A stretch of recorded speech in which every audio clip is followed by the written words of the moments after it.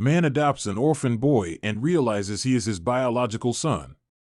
A young man and his wife adopt an orphan boy who looks exactly like him, which causes people to raise eyebrows. Then his mom opens up. "Honey, he looks just like you. It's uncanny." John's mother, Christine, exclaimed the first time she met her son and his newly adopted boy, Jimmy. John and Emily, his wife, had fallen head over heels with the boy when they set eyes on him when they visited the local orphanage.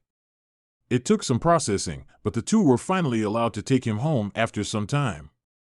The couple had been trying to conceive ever since they got married, which was after their graduation from NYU, but they had no luck. A week after they adopted Jimmy, they took him to Christine's place so she could meet the latest addition to the family. Everything was going great, and the boy seemed to be adapting to life with them. My thoughts exactly. I think that was partially why we felt a connection with him. At the same time, I think it's a little odd, no? John told his mother after she commented on how similar they looked. They sat sipping beer and watching Emily running around the yard with their boy and Luna, the family dog. "I guess it was meant to be. I'm glad you adopted him, son. I'm very proud of you because some people find it hard to take in grown kids," his mom said, giving him a pat on the back and smiling at the peaceful scene before her. "Yes, well, we were told he had once been adopted, but the adoptive parents got cold feet at the last minute and returned him. No one had attempted to adopt him since then," John said. "It was quite sad listening to his history." "Why would anyone do that?" he finished. "That does sound terrible," his mom replied. "I can't believe they did that. I wonder what happened to his birth parents. They were yet to complete the paperwork for the adoption, so they were allowed to return him. If the case had been otherwise, it would have been considered a crime." According to the director at the orphanage, the birth mother vanished after giving him up. "It should have been an open adoption, when the biological parents are involved in the process. But that didn't happen. She just handed over the child and was gone before they could even ask for his name. They tried to reach her when Jimmy was returned, but they were having trouble reaching her," John said, shaking his head. "The boy's life had been a hard one, but not anymore. That's now in the past. Jimmy was home now, and John intended to make him glad he was. Then it's for the best that it was you and Emily who finally took him in.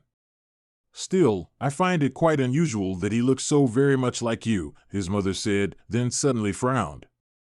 "I wonder." "What's that?"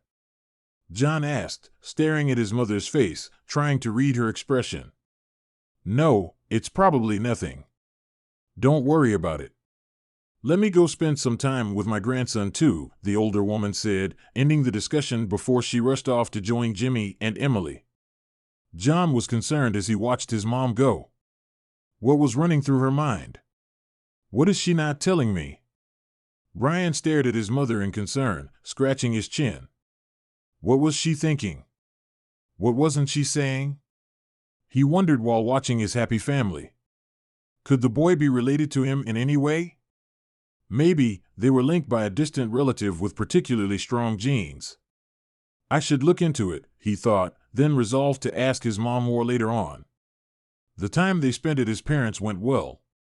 After running around with the family dog, Jimmy had fallen asleep on the couch, and when they were ready to leave, Emily carried him to the car while John stayed back to speak to his mom. Before he spoke, he made sure he was holding her gaze. "Mom, is there something you're hiding from me? About Jimmy? I need to know what you were thinking about back there," he questioned, crossing his arms as he awaited an answer.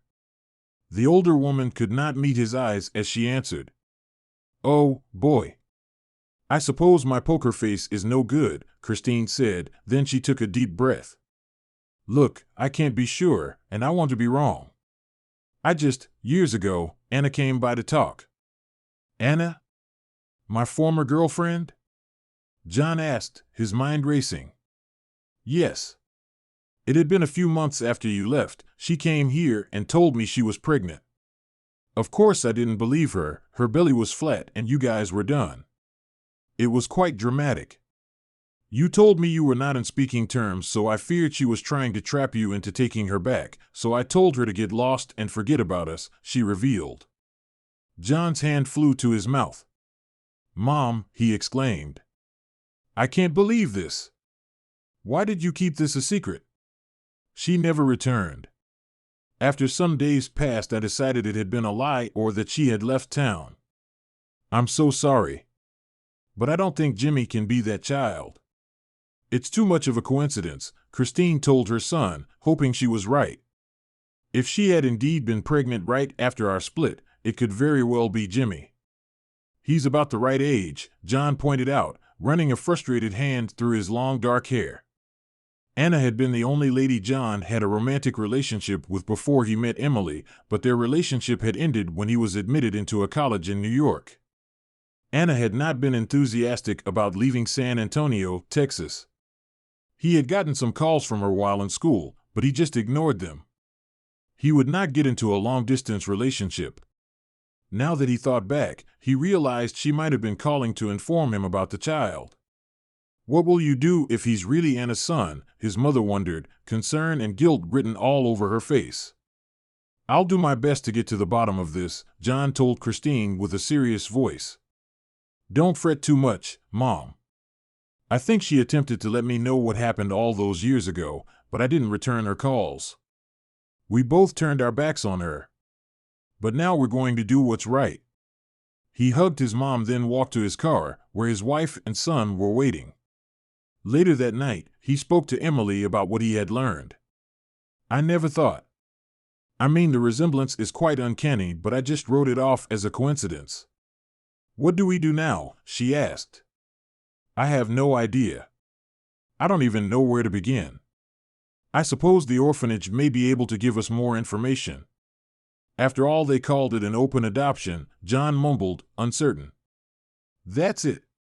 Emily exclaimed suddenly, then she got up from their bed and quickly dug through some of the folders they kept on their desk.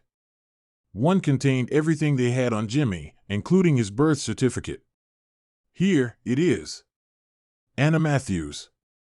I saw the name when they handed us the papers, but I suppose you didn't," Emily stated, giving the paper to John and sitting next to him. "He could really be your birth son." "Oh Lord." "Wow," John took a deep breath as he stared at his ex-girlfriend's name on Jimmy's birth certificate.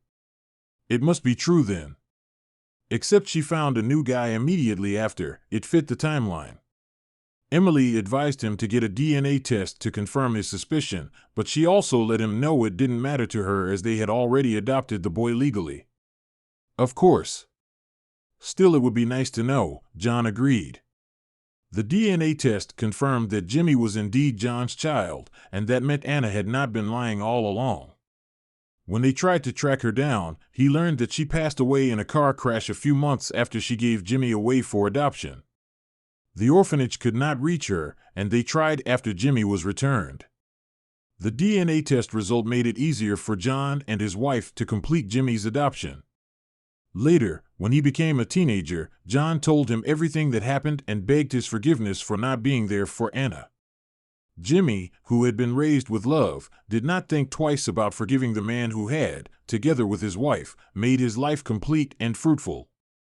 Still, John never stopped marveling at the fact that he had somehow adopted his own child. What will be will be.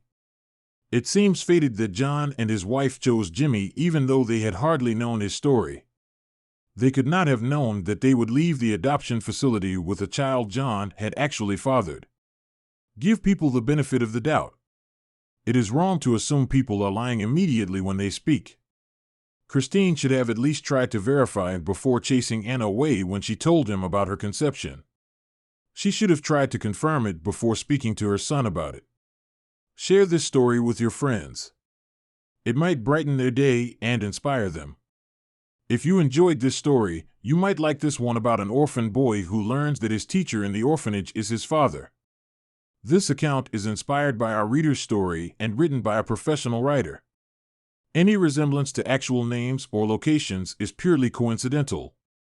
All images are for illustration purposes only. Share your story with us, maybe it will change someone's life.